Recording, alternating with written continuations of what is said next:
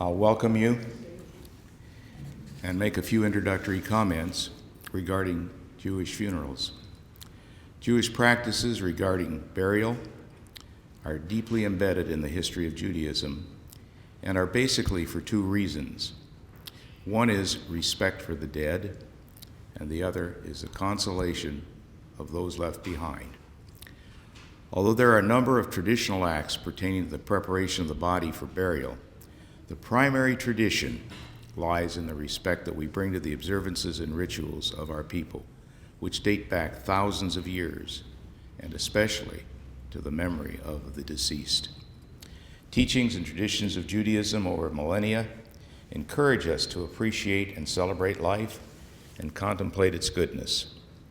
So today, we gather to reflect on the goodness of life instead of mourning its termination on this earth, and to contemplate and celebrate the life of Alma Cahn and recall and reflect how this unique, beloved, and caring individual touched and enriched the lives of so many others, and indeed the community in so many positive ways.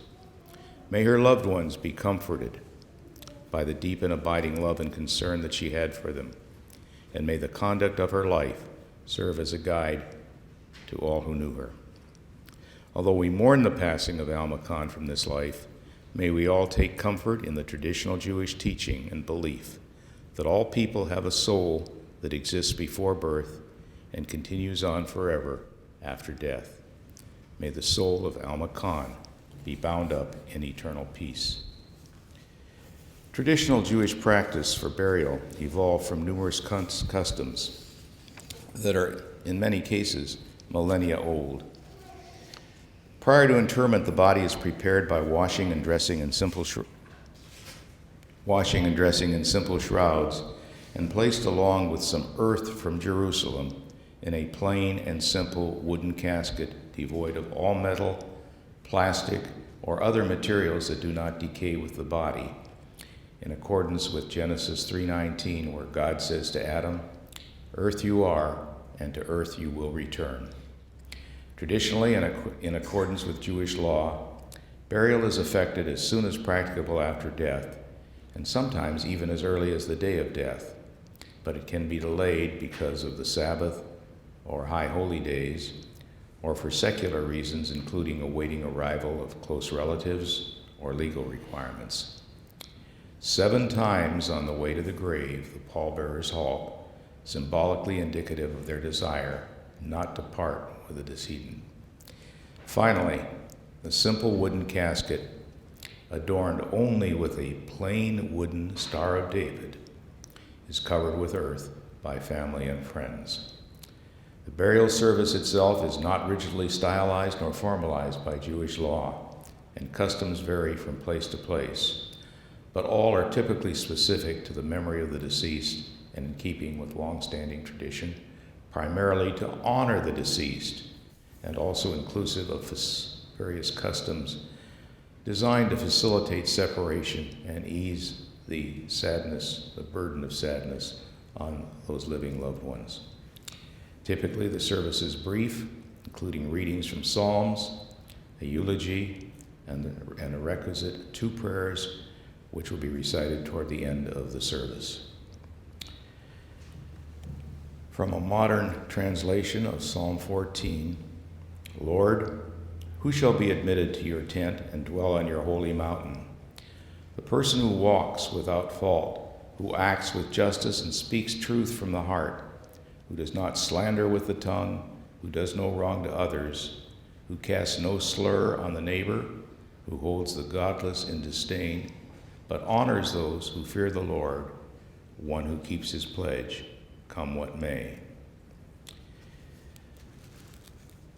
And from Ecclesiastes 3, "A season is set for everything, a time for every experience under heaven, a time for being born and a time for dying, a time for planting and a time for harvest, a time for tearing down and a time for building up, a time for weeping and a time for laughing, a time for wailing and a time for dancing, a time for throwing stones and a time for gathering stones, a time for embracing and a time for shunning embracing, a time for seeking and a time for losing, a time for keeping and a time for discarding, a time for ripping and a time for sowing, a time for silence and a time for speaking, a time for loving and a time for hating, a time for war and a time for peace. So too there is a time for remembering Alma Cahn, a beloved and highly respected member of our community. Today, we gather to remember and memorialize Alma, a beloved longtime Richland resident who passed away on the morning of Monday, July 11th, at the age of 88, just a scant month shy of her next birthday. With her passing, the Tri-Cities community lost as a leading citizen, someone whose life had in large measure been dedicated to volunteer activities for the betterment of the community and its residents. Alma was a tireless and passionate advocate for social justice, women's rights, and protector of the environment, and indeed the health and welfare of people in the community, and leaves behind a legacy of important accomplishments in these areas.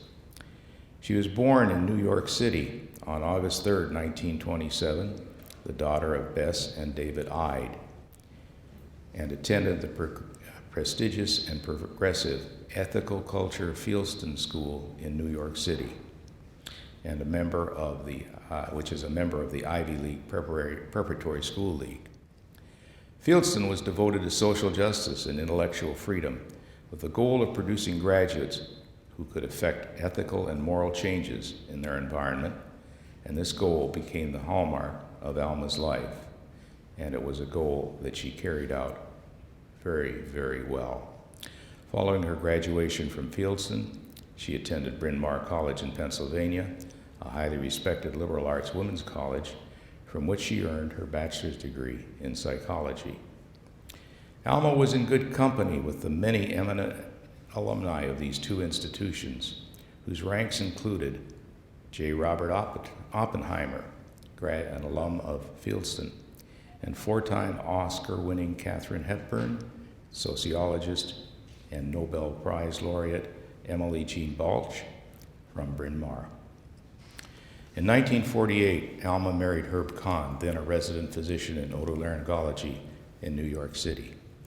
Upon completion of Herb's residency, 3 years and 2 children later, they selected Richland from the several available choices for Herb to begin his practice, with the understanding they'll give it a year trial, and if it didn't work out, why, they were gone. That trial lasted more than 6 decades. But Alma, accompanied by Herb and their first 2 children, came to this little wartime backwater community, Richland, in 1951, more or less conditionally, just with the thought that this was simply a temporary way station along their life's path.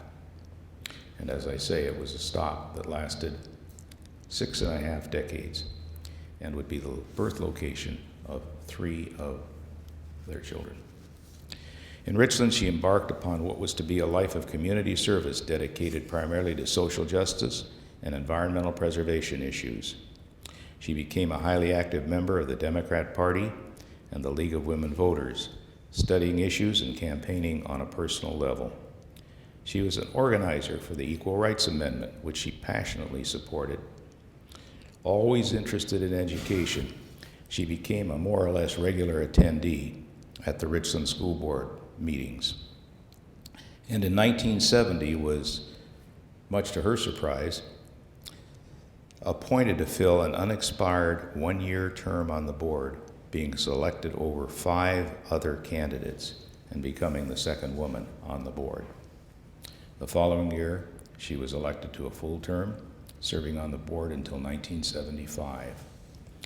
During her tenure on the board, she put forth numerous progressive ideas and worked toward making public education in Richland more adaptable to the needs of individual students.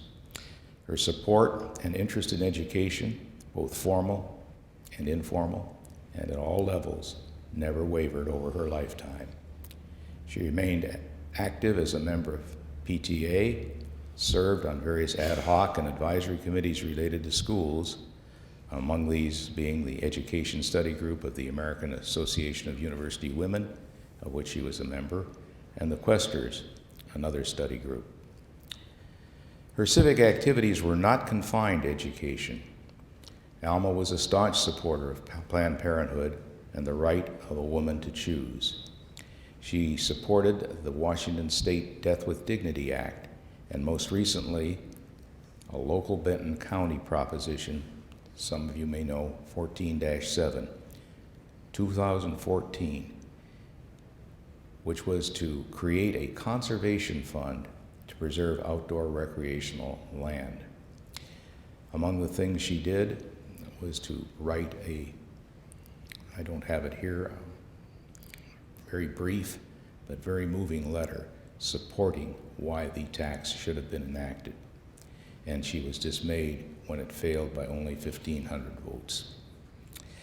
Her personal concern for the health of people and the environment was deep, but she always took the time to examine all sides of controversial issues. And on a personal note, a number of years ago, the Army was decommissioning its depot in Umatilla, somewhat to the south. It was a place where nerve gases were stored. And Alma was very concerned about the destruction of the nerve gases. They were going to be incinerated. And she called me one evening and asked me if I could fill her in on what they were going to do. I happened to be involved in environmental protection activities, and we discussed that, and that was the last I ever heard of it from her. She understood that the incineration would work, that there would be likely zero probability of an escape of unincinerated and hence dangerous material into the environment.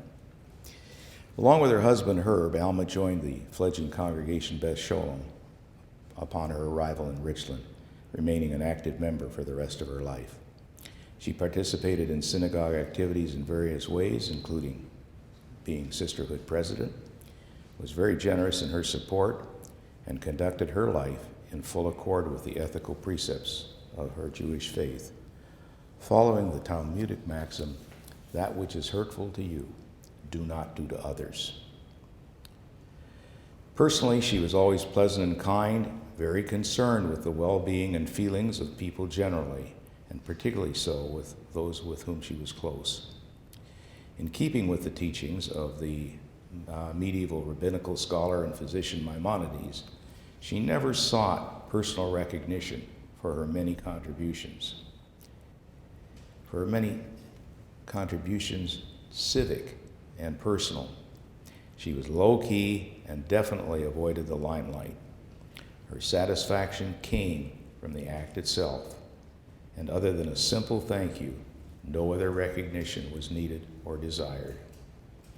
Alma is survived by a sister, Hope Berman of Florida, her 5 children, Debbie, Tom, Douglas, Doug, Pam, and David, 7 grandchildren, and 2 great-grandchildren, and a great friend, Mohan Sampeth. Quite rightly, she took pride in all her progeny, all of whom are contributing members to society. Thus, she leaves for us and all future generations a large genetic legacy in addition to the fruits of her extensive civic contributions, which benefited and enriched the lives of so many. Alma, we will miss you. Doug, would you like to say a few words?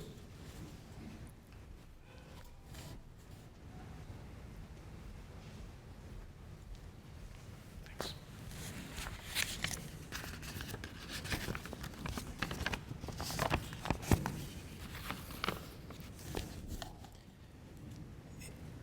At a time such as this, I thought it would be customary and appropriate to reflect on what we can learn from our Jewish tradition. Last week's Torah reading tells us about Pidyon haben, or redemption of the firstborn. The custom in temple times when a firstborn son was redeemed by the payment of silver coins. In exchange for the coins, the miracle of birth was acknowledged and celebrated, underscoring the continuity of our ancestors through the generations. What does this 2,000-year-old ritual tell us about Mom, and how is it relevant to our lives today? In ancient times, the birth of a firstborn son was a gift and a blessing. It signaled the ability of a family to sustain itself as a viable social and economic entity, and to extend its lineage to a new generation. As is the case with a gift of any significance, an acknowledgement signaled appreciation and gratitude. Mom's life was a great gift. Each of us were blessed by Mom's presence, her warmth and caring, her strong values, her community involvement, her love of learning, her passion for justice.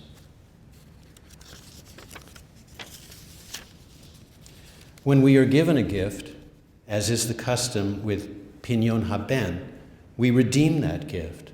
We acknowledge it by celebrating it and by paying it forward. Each of us received the gift of Mom's life. So then how do we pay it forward?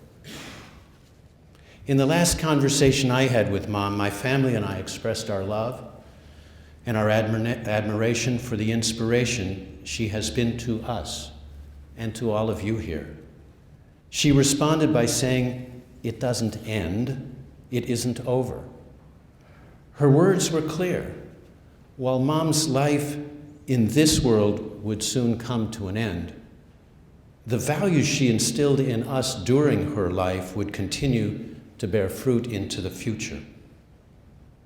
The meaning of Mom's life, the message that her time on this earth has for us, is to love family, to engage in community, to be aware of the world around us, and never, ever be complacent.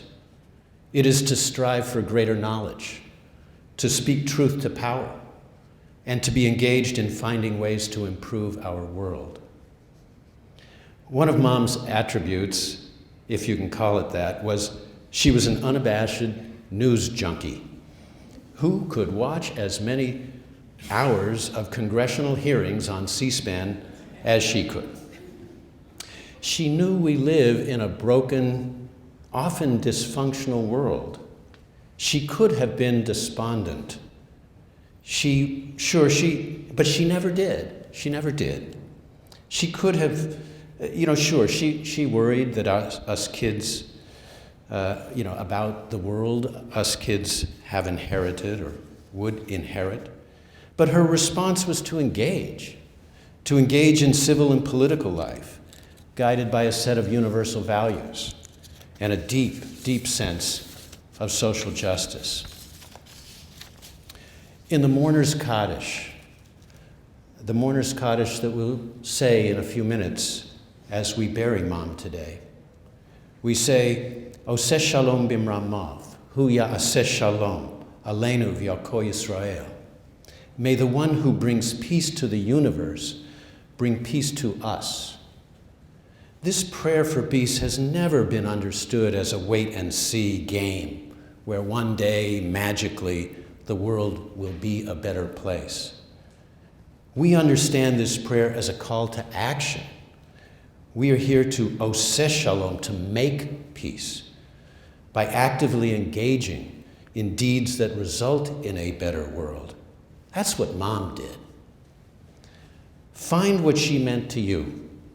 Remember the values that Mom held dear that resonate with you, and pay those deeds forward in your own lives.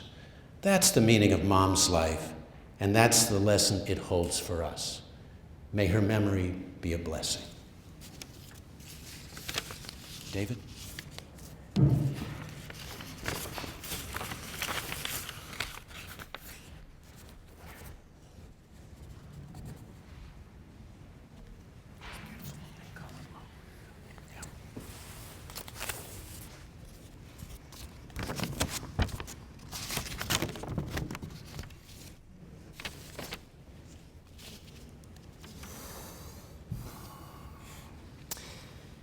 It wasn't that long ago that many of us gathered here today.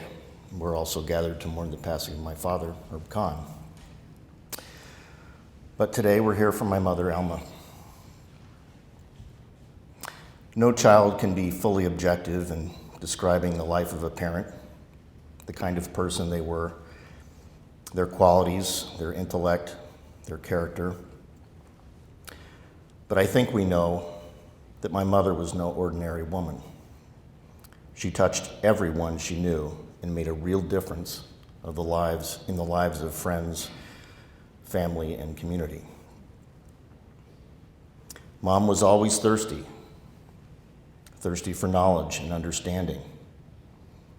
Her time at Fieldston and Bryn Mawr helped lay a foundation for a lifetime of learning about everything from psychology, philosophy, history, Jewish life and genealogy, science, politics, world affairs.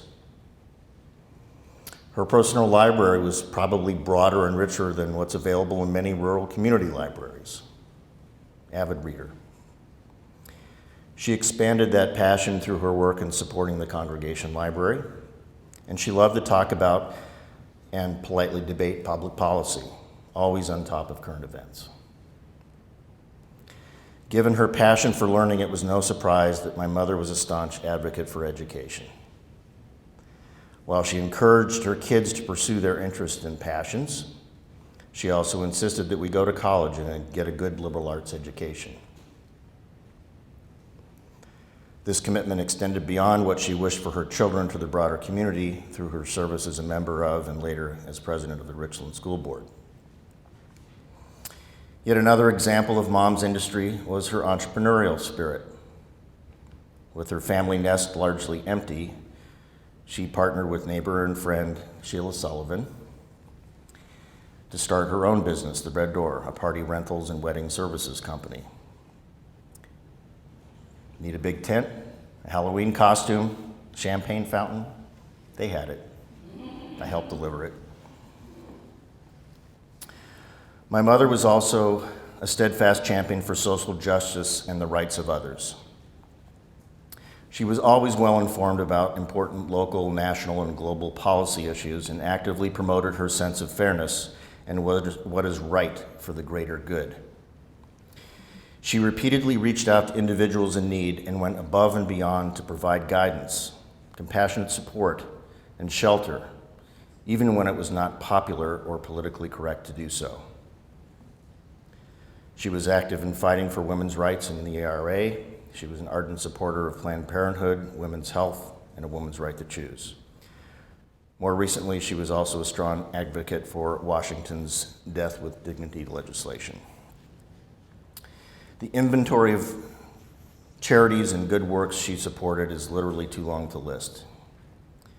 She was a moral compass and an inspiration to all that knew her. And it's also worth noting that while my mother was never bashful in standing up against public opinion to defend her beliefs and the rights of others, she always did so with empathy, with respect and remarkable grace. She understood nuance. It was the difference between knowledge and insight, between sterile results and compassionate outcomes. She was wise. My mother had class. Congregation Beth Shalom, the sisterhood, and the numerous strong friendships that were part of the fabric of Jewish life in the Tri-Cities were also prominent in her life. They were consistent sources of joy and support.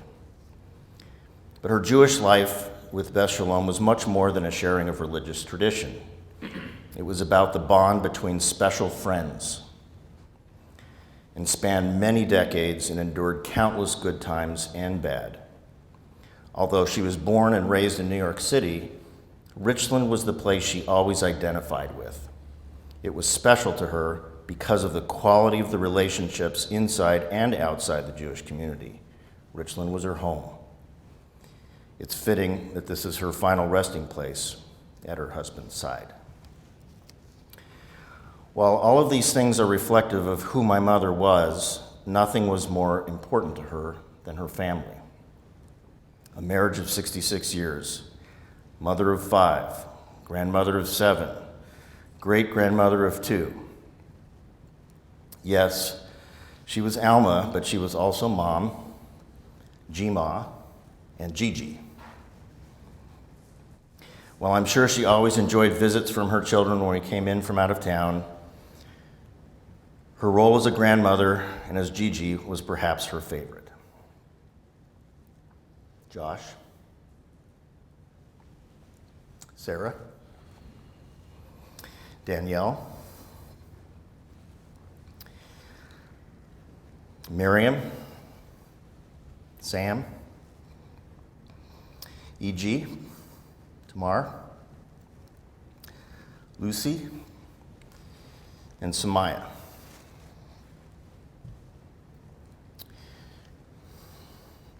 You were perhaps the greatest joys and the source of her widest smiles. She loved you so. She loved us all for everything that we are, the good and the bad. She nurtured our strengths, she accepted our flaws, celebrated our victories, and comforted us in failure.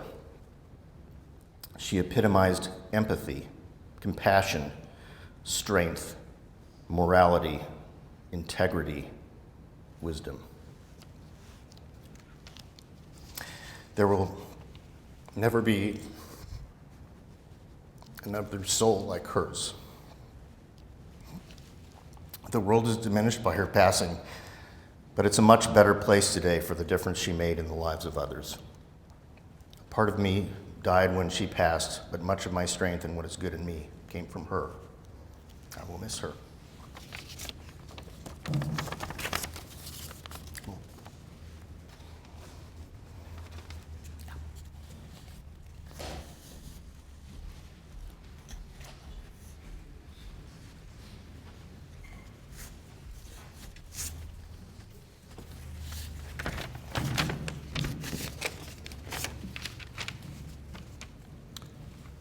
I came to the Cahn family as a 17-year-old foreign exchange student from India and met for the first time a person I knew until then only as Mrs. Alma Cahn on a U.S. State Department visa form.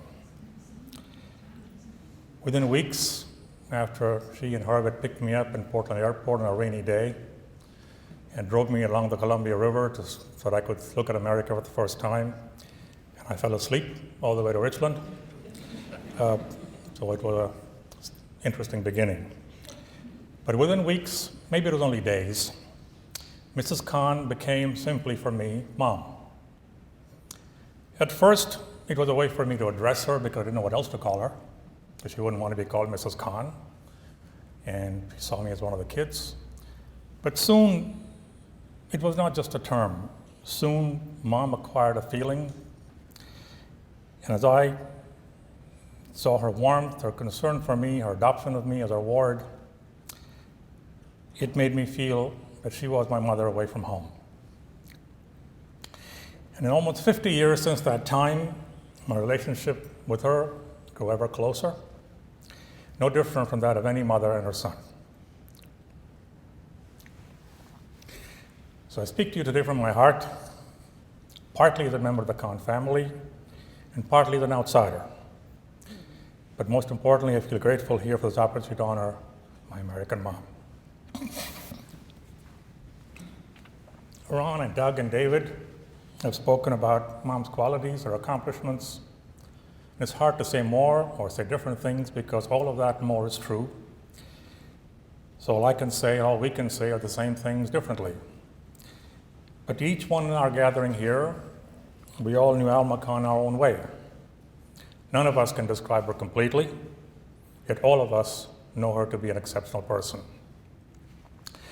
So I would like to just reflect on some qualities that always struck me about her, among the many, many wonderful things. The first was her generosity of spirit. It was extraordinary. She was always ready to give of herself to an individual, to an organization, to a cause, to a belief. And I don't need to give you examples. Most of us in this room have experienced her generosity, have marveled at her sincerity and her spirit. It is just that I've never known a person more open, more welcoming, more generous than her. And she had a moral compass. She was an upright person, not dogmatic about right and wrong, not arrogant about what she believed, but she was upright. She never uttered a fake word, never vacillated from any of her beliefs. And we came to her for advice, or just to talk to her, because we trusted her knowledge, her fairness, her wisdom, her judgment. And finally, I would like to highlight something extraordinary about her, which was her respect for others. Whether she agreed with us or not, she always respected another person's views and choices. She would give you her opinion if you asked for it, but would never tell you what to do. And her advice was never prescriptive, never intrusive, was only a guidance. She was happy to be our guide, but she wouldn't tell you what to do. She would delight in your successes, but never assail you for your failures. She was always graceful, she was always classy. And so I describe my American mom as a generous, moral, and respectful person. There is more, of course, that each one of us could say about her, and we would all be right. We are all poorer for her passing, but richer for having known her. She was a great person.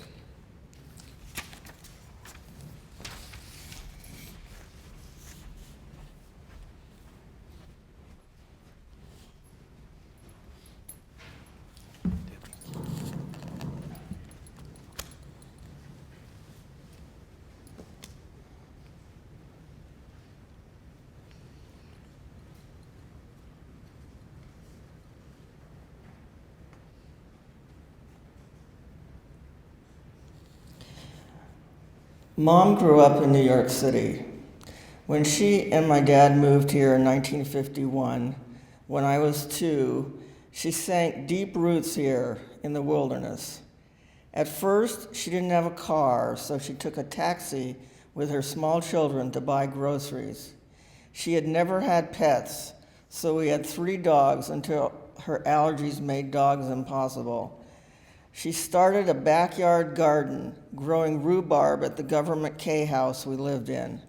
She let Tom and me run wild in the empty lot behind our house, playing marbles and making mud pies. In 1960, we moved to the big house in North Richland where Mom lived until last summer. She grew tomatoes and mint on the patio. She loved the quail that walked across the backyard. When a neighbor's cat wandered by, she once chased it away with a broom. She was protecting the quail. She made jelly every year.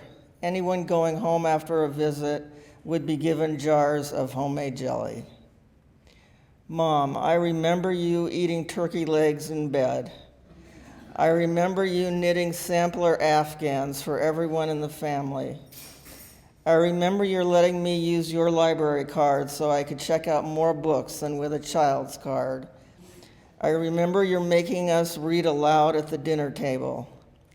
I remember your chicken cacciatore, your pot roast, your stuffed cabbage. Mom loved lying on the family room couch, reading The New Yorker. I followed her example starting as a teenager. When I stopped reading it 5 years ago, I was afraid to tell her. She was always eager to discuss politics, either on the phone or at home in the family room. C-SPAN was her favorite TV channel. She would have loved the Republican and Democratic conventions in the next 2 weeks. This is how I will remember her, passionate about her passions. A week ago, she said to me, "Did she take care of me?" "Of course you did, Mom." Thanks, Debbie.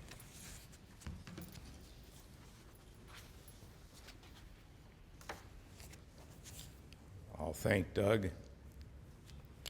and David, Mohan and Debbie for their reminiscences. Would you all recite with me, please, Psalm 23. The Lord is my shepherd, I shall not want. He maketh me to lie down in green pastures. He leadeth me beside the still waters. He restoreth my soul. He guideth me in straight paths for his name's sake. Yea, though I walk through the valley of the shadow of death, I will fear no evil, for thou art with me. Thy rod and thy staff, they comfort me. Thou hast preparest a table before me in the presence of mine enemies. Thou hast anointed my head with oil, my cup runneth over. Surely goodness and mercy shall follow me all the days of my life, and I shall dwell in the house of the Lord forever. We'll conclude the service at the graveside. If the pallbearers would please come up. And the grave site is, of course, a simple walk to the south. And there are parking places down there for those who would like to drive.